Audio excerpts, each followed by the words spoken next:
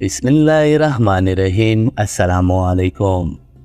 फरियादियों की ये गिरिया व जारी देख कर केसर रोम के चेहरे का रंग बदल गया और इसने इंतहाई तंदोतेज लहजे में फरियादियों से पूछा, वो कौन है जिसने तुम पर ये कयामत तोड़ी है?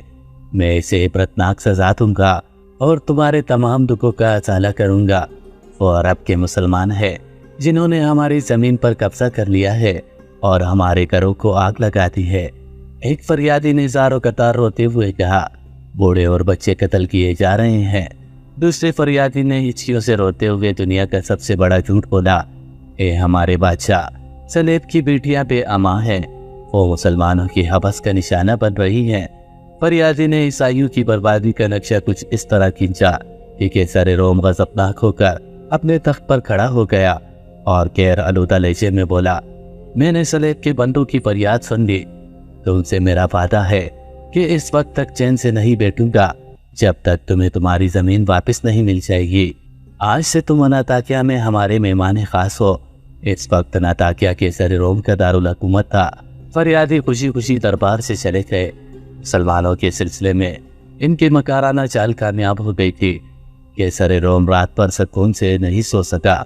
बार बार इसकी आंखें खुल जाती और नजरों के सामने वजीर सल्तनत लूकस का चेहरा उभर आता था। तुम सच कहते थे लूकस कि मुसलमानों की अलगार ईरान के अदोद तक नहीं ठहरेगी।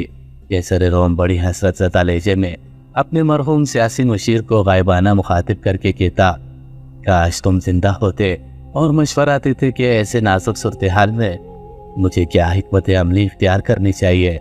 अलगार्ज इसी कश्मकश में पूरी रात गुजर गई। फिर सुबह होते ही केसर रोम ने एक खुफिया इजलास तलब कर लिया। इस इजलास में आमदीन सल्तनत के साथ साथ शहर के मुआसिस और दानिशमंद अफराद भी शरीक थे। जब सब लोग जमा हो गए तो केसर रोम ने हाज़रीन को मुखातिब करते हुए कहा, ईसाई अपनी तादाद में अरबों से कहीं ज़्यादा है। इनके हथियार पुराने और जंगी वसाइल भी तुमसे कहीं कम है। दीगर साजो सामान में भी तुम लोग मुसलमानों पर फोकियत रखते हो, मगर जब मैदान जंग में इनके मुकाबले सफरा होते हो तो शिकस्त खा जाते हो। आखिर इसकी क्या वजह है? केसर रोम के लहजे से शदीद नागवारी का रंग झलक रहा था। अरकल आज़म का सवाल सुनकर सबने सर झुका लिया। हाज़रीन में अनाताकिया का सबसे बड़ा पादरी शेराम भी शामिल था। इसकी गर्दन भी झुकी हुई थी और वो भी अरकल आज़म से नजरें चुरा रहा था। केसर रोम ने पादरी शेराम की इस कैफियत का अंदाज़ा कर लिया और फिर बुलंद आवाज़ में इसे मुखातिब करते हुए बोला, ईसाइयों के अजीम मजहबी पेशवा, आप खामोश क्यों हैं? रमेश गोर्दन और हम्स की मुहासों पर सलेब हमारी मदद को क्यों नहीं आए? इसने अपने नाम लेवाओं को बेयार मददगार क्यों छोड़ दिया? पादरी शेराम ने अपने शहंशाह की तरफ देखा और बुझे हुए लहजे में बोला, अरकल आज़म, कभी कभी सच्चे और ईमानदार लोगों को भी शिकस्त हो जाती है। खुदावंद अपने कामों को खुद ही जानता है। मोहतरम पेशवा, आपके इस जवाब से ना मेरा दिल मुतमईन हुआ और ना दिमाग। कहीं कोई न कोई खराबी ज़रूर मौजूद है जिस पर मुसल्लत और खामोशी का पर्दा डाला जा रहा है। केसर रोम की बात सुनकर हाज़रीन की गर्दनों का खम कुछ और नुमायां हो गया। कुछ देर तक दरबार की फिजा पर गहरा सन्नाटा तारी रहा। फिर एक शख्स अपनी नशिस्त पर खड़ा हुआ। ये अनाताकिया का एक मुआसिस और नेक नाम ईसाई एमन था। इसने बावकार लहजे में केसर रोम को मुखातिब करते हुए कहा, आपने सच फरमाया कि हम में कहीं न कहीं कोई खराबी मौजूद है जिसकी वजह से ये जिल्लत और शिकस्त हमारी मुकद्दर बनी है। आज मैं इस खराबी को इस मजलिस खास में सुनना पसंद करूंगा। केसर रोम के लहजे से बदस्तूर तलखी झलक रही थी। अरकल आज़म इस बात का यकीन दिलाए कि मुझे सच बोलने की सजा नहीं दी जाएगी। एमन के चेहरे से हल्का सा खौफ झलक रहा था। आज तुम्हारी जबान पर कोई पाबंदी नहीं। केसर रोम ने पुरजलाल लहजे में कहा, जो कुछ तुम्हें कहना है बेखौफ होकर कह डालो। तुम्हारे लिए आमान है, सलामती है।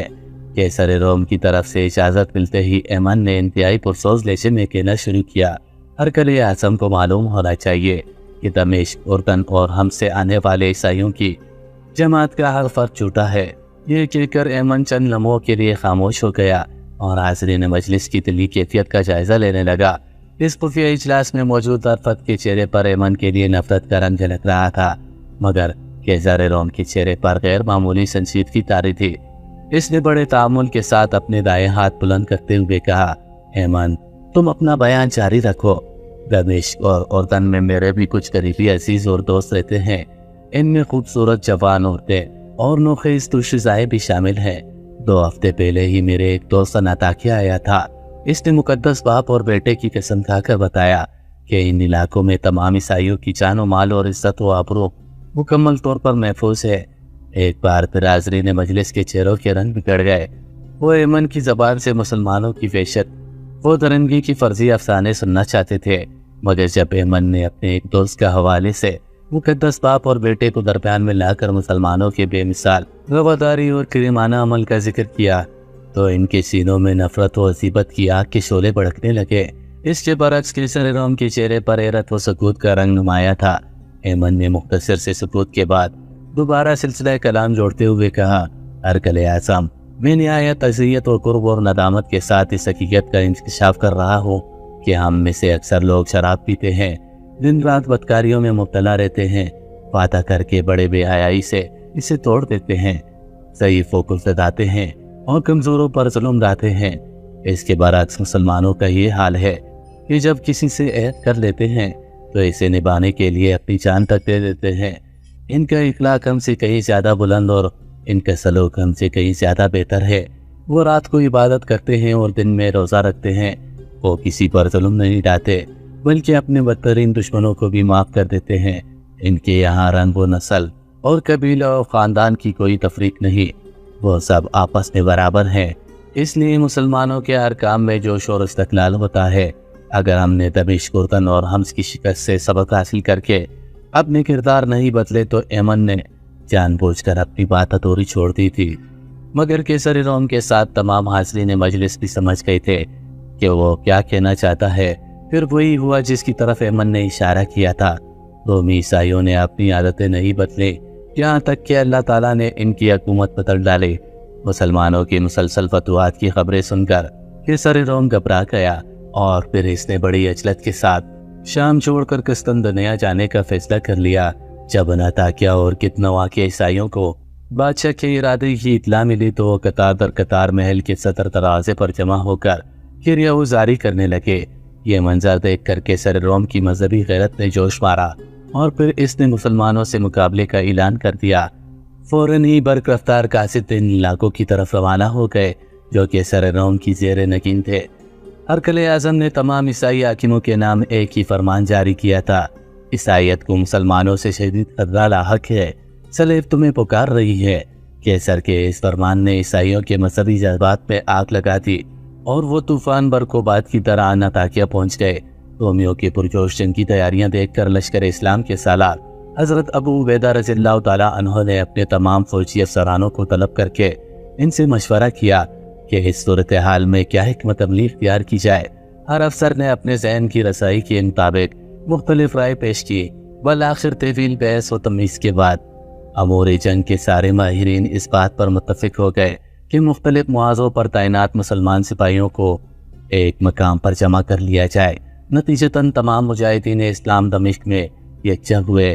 اس کے بعد حضرت عبیدہ رضی اللہ تعالیٰ عنہ نے مقبوضہ علاقوں کی عیسائی مردوں کو ایک طویل و عریض میدان میں جمع کر کے ان سے مختصر خطاب کیا، ہمیں افسوس ہے کہ ہم اپنے بے پناہ مصروفیات کے باعث تم لوگوں کی حفاظت کی ذمہ داری نہیں لے سکتے، اس لیے جزیہ حفاظتی ٹیکس کی ساری رقم واپس کی جاتی ہے۔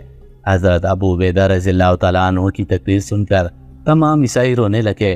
پھر جب لشکر اسلام دمشق چھوڑ کر اردن کی طرف جانے لگا تو سارے عیسائی اشکبار آنکھوں کے ساتھ یہ دعا کر رہے تھے، خداوند تمہیں حفاظت کے ساتھ واپس لائے کہ تم اس زمین پر بسنے والوں کے لیے امن و سلامتی کا سائبان ہو۔ حضرت ابو عبیدہ رضی اللہ تعالیٰ عنہ نے اردن پہنچ کر رومیوں کا مقابلے کرنے کے لیے یرموک کا میدان منتخب کیا۔ یرموک کے قریب ہی ایک مقام درہین ہے، یہاں رومی فوج جمع ہو رہی تھے۔ ان کی تعداد 2 لاکھ سے زیادہ تھی۔ اس کے برعکس مسلمان سپاہیوں کی تعداد 20 اور 30 ہزار کے درمیان تھی۔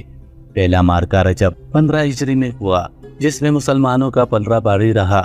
رومیوں نے کچھ دنوں کے لیے جنگ روک دی اور مسلط کی تجویز پیش کی۔ حضرت ابو عبیدہ رضی اللہ تعالیٰ عنہ نے سیف اللہ حضرت خالد بن ولید رضی اللہ تعالیٰ عنہ کو سفیر بنا کر کیسر روم کے پاس بھیجا، مگر یہ سفارت ناکام رہی۔ رومی دوبارہ میدان جنگ میں نمودار ہوئے آپ کی بار ان کا جوش و خروش وحشت کی حدوں کو چھو رہا تھا۔ عیسائیوں کے وہ مقدس راہب جنہوں نے برسوں سے آسمان نہیں دیکھا تھا، وہ اپنی اپنی عبادت گاہوں سے نکل کر عام سپاہیوں میں شامل ہو گئے تھے۔ کچھ پادریوں پر جنونی کیفیت طاری تھی، وہ ہاتھوں میں سلیب اٹھائے عیسائی لشکر کے آگے آگے تھے اور چیخ چیخ کر اپنے ہم قوم کی ہمت باندھ رہے تھے، آگے بڑھو اور صفحہ ہستی سے مسلمانوں کا نام و نشان تک مٹا ڈالو۔ آج دنیا کی کوئی طاقت تمہارے مقابلے میں نہیں ٹھہر سکتی، اسی لیے کہ تمہیں حضرت یسوع مسیح کی تائید حاصل ہے۔ 3000 رومی سپاہیوں نے اپنے پیروں میں بیڑیاں پہن رکھی تھی تاکہ میدان جنگ سے فرار ہونے کا خیال بھی ان کے دل میں نہ آئے۔ رومیوں کی یہ تیور اور انداز دیکھ کر حضرت خالد بن ولید رضی اللہ تعالیٰ عنہ نے نئے سرے سے اسلامی فوج کو ترتیب دیا اور مجاہدین کو 36 حصوں میں تقسیم کر دیا۔ پھر ایسی خونریز جنگ ہوئی کہ یرموک کا میدان انسانی لاشوں سے پھٹ گیا۔ اس مارکہ آرائی میں 1 لاکھ کے قریب رومی سپاہی قتل ہوئے اور 3000 اہل ایمان نے جام شہادت نوش کیا۔ جب کیسر روم کو اس عبرتناک شکست کی خبر ملی تو شدت غم سے اس کا سرخ و سفید چہرہ دھواں ہو گیا۔ پھر وہ انتہائی حسرت و ایاس کے عالم میں سینہ کوبی کرتا ہوا شام سے قسطنطنیہ چلا گیا۔ حضرت ابو عبیدہ رضی اللہ تعالیٰ عنہ کا بھیجا ہوا قاصد فاتح عظیم کا مسردہ لے کر برق رفتار کے ساتھ مدینہ منورہ کی طرف بڑھ رہا تھا۔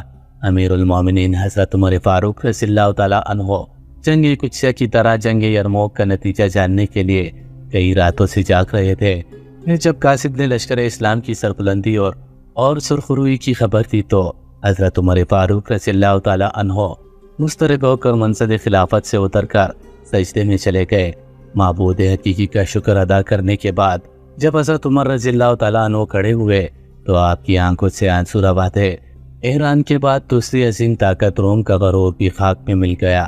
حضرت عمر فاروق رضی اللہ تعالیٰ عنہ نے فلسطین کی جنگ مہم حضرت عمرو بن عاص رضی اللہ تعالیٰ عنہ کے سپرد کی تھی، مگر درمیان میں جنگ یرموک چھڑ جانے سے وہ مہم ادھوری رہ گئی تھی۔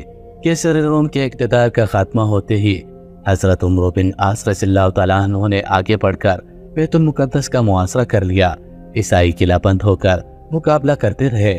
اس دوران حضرت عبیدہ رضی اللہ تعالیٰ عنہ بھی اپنے لشکر کے ساتھ بیت المقدس پہنچ گئے۔ عیسائیوں نے کچھ دنوں تک مدافعت کی مگر ان کی عسکری قوت بکھر چکی تھی، اسی لیے مسلمانوں سے صلح پر آمادہ ہو گئے، مگر اس کے ساتھ ہی یہ شرط بھی رکھ دی کہ خود امیر المومنین حضرت عمر فاروق رضی اللہ تعالیٰ عنہ یہاں آ کر صلح کا معاہدہ تحریر کرے۔ یہ بڑی عجیب شرط تھی، مگر حضرت ابو عبیدہ رضی اللہ تعالیٰ عنہ نے فوراً ہی قاصد کو ایک خط دے کر مدینہ منورہ کی طرف روانہ کیا۔ اگر امیر المومنین بنفس نفیس یہاں تشریف لے آئے تو بیت المقدس جنگ و جدل اور خون ریزی کے بغیر مسلمانوں کے قبضے میں آ سکتا ہے۔ حضرت عمر فاروق رضی اللہ تعالیٰ عنہ نے حضرت ابو عبیدہ رضی اللہ تعالیٰ عنہ کا خط پڑھا۔ حضرت عثمان غنی رضی اللہ تعالیٰ عنہ اور حضرت علی رضی اللہ تعالیٰ عنہ سے مشورہ کر کے بلا تاخیر فلسطین کے سفر پر روانہ ہو گئے۔ آسمان کی آنکھ نے ایسا منظر نہ پہلے کبھی دیکھا تھا اور نہ ہی آئندہ کبھی دیکھے گا۔ حضرت عمر فاروق رضی اللہ تعالیٰ عنہ اس حالت میں مدینہ منورہ سے روانہ ہوئے کہ ستو کا ایک تھیلا، ایک اونٹ، ایک غلام اور ایک لکڑی کا پیالہ آپ کا سامان سفر تھا۔ نہ چھتر شاہی، نہ فوجی کثیر، نہ تبلو علم اور نہ محافظ و نقیب۔ کیسر و کسرا کے تاج جس کے قدموں کا غبار بن چکے تھے، یہ اس عظیم فاتح کا سفر تھا۔ کبھی غلام اونٹ کی مہار پکڑ کر چلتا اور حضرت عمر فاروق اعظم اونٹ کی پشت پر سوار ہوتے، اور کبھی غلام اونٹ پر سوار ہوتا اور حضرت فاروق اعظم اونٹ کی مہار پکڑ کر آگے چلتے۔ یہ 18 ہجری رجب کا مہینہ تھا۔